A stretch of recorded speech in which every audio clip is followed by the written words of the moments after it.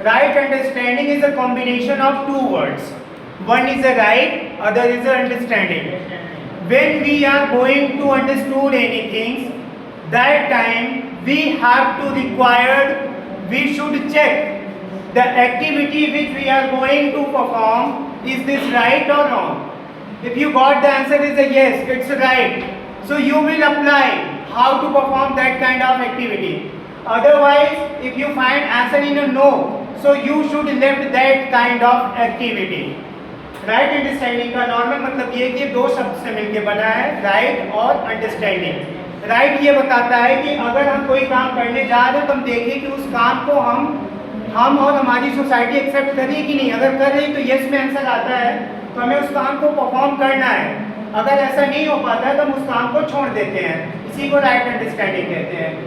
Right understanding जो होता है ये दो चीजों पे बेस होता है, एक रिलेशनशिप पे और दूसरा फिजिकल फैसिलिटीज पे। आप कोई भी एक्टिविटी परफॉर्म करने जा रहे हो तो उस एक्टिविटी परफॉर्म करने के पीछे मेन रीजन आपका रिलेशनशिप होता है।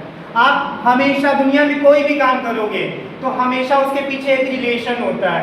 वो रिलेशन आपके टीचर्स का होगा, वो रिलेशन आपके भाई का होगा, बहन का होगा, मम्मी का होगा, पापा का होगा, सोसाइटी का होगा, इन्वायरमेंट का होगा। रिलेशंस का आना कंपल्सरी है। When you are connected somebody that's a relation. आप किसी से जुड़ते हो, वो अट्रैक्शन होना और जुड़ाव होना यहाँ पर क्या कहलाता है? रिलेशन।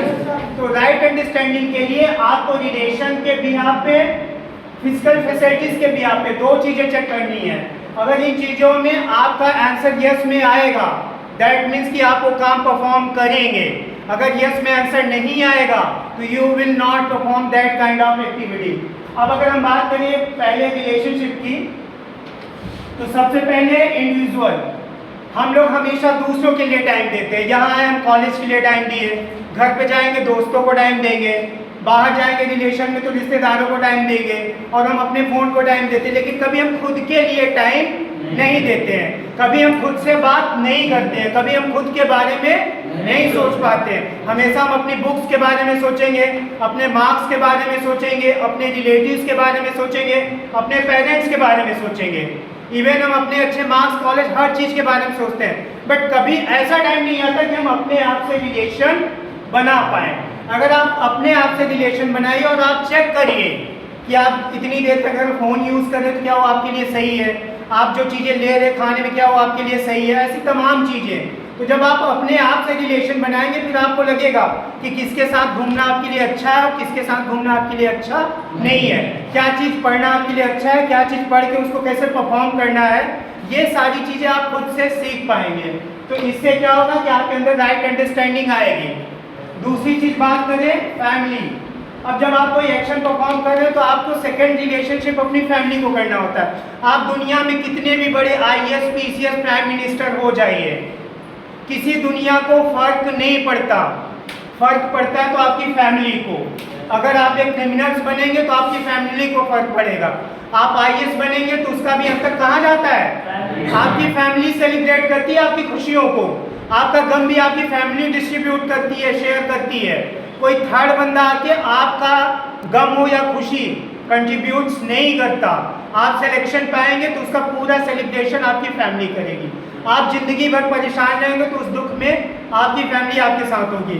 तो इसलिए आपको ये परफॉर्म करना है कि आप जो एक्टिविटी परफॉर्म कर रहे हैं क्या उससे आपकी फैमिली आपसे रिलेट हो पा रही कि नहीं हो पा रही। आप कोई इलीगल काम करेंगे, एक टाइम ऐसा आएगा आपके पेरेंट्स कहेंगे कि नहीं ये मेरा बेटा है ही नहीं, मेरी बात नहीं सुनता, आपको बेदखल करने की कंडीशंस आ जाती है। तो आपको ऐसे एक्ट परफॉर्म करने हैं जिससे आप अपनी फैमिली के बीच में भी रिलेशन बना सके। नेक्स्ट पॉइंट की बात करें सोसाइटी लेवल। आप जो भी एक्शन परफॉर्म कर रहे हैं आप ये देखिए कि क्या आपकी सोसाइटी उसको आसानी से एक्सेप्ट कर रही है कि नहीं कर रही है। मैंने कहा था कि सोसाइटी क्या है? सोसाइटी एक पावरफुल लोगों का समूह है। सोसाइटी क्या है? It's a group of powerful person. They have to set the rules and you have to apply it. तुम्हें उसको फॉलो करना पड़ता है।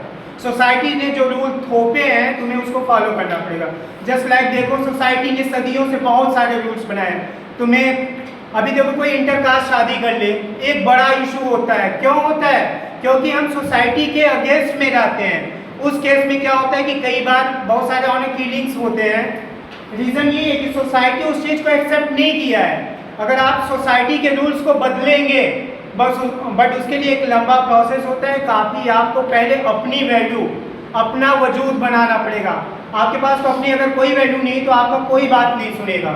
तो आपको ऐसे एक्ट कभी परफॉर्म नहीं करने जो सोसाइटी आसानी से एक्सेप्ट ना करे। जैसे अगर आप हिंदू हैं, वो ईद नहीं होली सेलिब्रेट कर रहे हैं, ईद नहीं कर रहे हैं तो चलेगा। लेकिन अगर आपने होली नहीं सेलिब्रेट किया, आपने कहा नहीं होली अच्छी बात नहीं है, इसमें एक लेडी को जिंदा जलाया जा रहा है, उसके जलाने पे हम खुशियाँ मना रहे हैं, अगर आप ये लॉजिक देंगे तो इमीडिएट आपका सोसाइटी आपको एक्सेप्ट नहीं करेगा, क्योंकि सोसाइटी के रिलेशन से आप बाहर हो जाएंगे। नेक्स्ट चीज आता है इन्वायरमेंट्स। इन्वायरमेंट्स का राइट अंडरस्टैंडिंग में बहुत बड़ा रोल होता है, क्योंकि इन्वायरमेंट्स ही है जो लाइफ को पॉसिबल बनाई है। आप स्पेस में जाइए, अनकाउंटेबल्स आपको प्लैनेट्स मिलेंगे, अर्थ मिलेंगे, but only earth have a life possible because it have a environments. Earth के पास क्या है? इन्वायरमेंट्स है। अगर इन्वायरमेंट ना होता तो यहाँ पे भी लाइफ पॉसिबल नहीं हो पाती।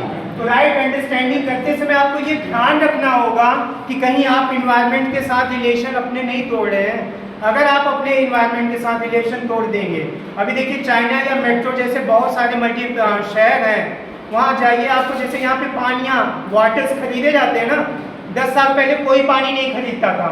आज देखो आप लोग पानी खरीदने लगे हो, पानी फ्री का है। आपको पता है टोटल अर्थ का लगभग 70 to 80% वाटर है, फिर भी आप पानी खरीदते हो। एक टाइम ऐसा आएगा, अभी बहुत सारे शहरों में ऑक्सीजन बिकना शुरू हो गया है। ऑक्सीजन भी फ्री ऑफ कास्ट था, लेकिन वो भी अब बिकेगा। क्यों बिकेगा? Because you are not in the right understanding, you have to break the relation with your environments. आप अपने इन्वायरमेंट्स के साथ रिलेशंस तोड़ रहे हैं। तो राइट अंडरस्टैंडिंग के लिए सेकंड फेज देखें, फिजिकल फैसिलिटीज। हम कोई भी काम, आपको हम कितनी भी ज्ञान की बातें बता दें, कितने भी प्रवचन, हम नहीं, दुनिया की कोई भी ताकत आपको आके दे दे, लेकिन आप फिजिकली सेटिस्फाई नहीं है तो कोई भी ज्ञान आपके काम नहीं आएगा। कितने भी डिसिप्लिन आ जाए, कितने भी रूल्स आ जाएं, लेकिन अगर आप फिजिकली सेटिस्फाई नहीं हो पा रहे हैं तो इस केस में क्या होगा कि कहीं ना कहीं आप जो है हारमोनी में नहीं आ पाएंगे। अब पता चला कि आपको बहुत तगड़े से प्यास लगी है, आप डेली जैसा भी देखिए कुछ दिन पहले हुआ था, बस में सीट नहीं मिल रही है। अब बस में सीट ना मिलना, it's a kind of physical problems they have to facing. The girls, they are taking the bus for the college. They continue facing that kind of problems, physical facility problems.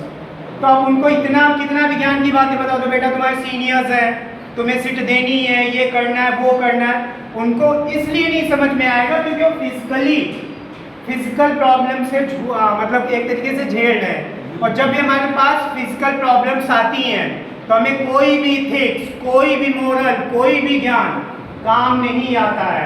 उस time में सिर्फ और सिर्फ वो अच्छा लगता है जो हमारी बॉडी को, जो हमारी बॉडी का मेन रिक्वायरमेंट्स है, हम उसको फुलफिल करने के लिए तैयार हो जाते हैं। जैसे देखो आप बहुत सारे जो रेप वगैरह के केसेस क्यों हो जाते हैं? क्योंकि वहाँ पे ऐसा नहीं कि उस बंदे में पूरी तरह से जान मर जाए, उसके अंदर उस टाइम ये फिजिकल फैसिलिटीज की जो रिक्वायरमेंट है इतना ज़्यादा हावी हो जाता है कि उसका सेल्फ कंट्रोल खत्म हो जाता है और ये सारे रिलेशनशिप को तोड़ देता है। तो I hope you have to understood right understanding. Thank you.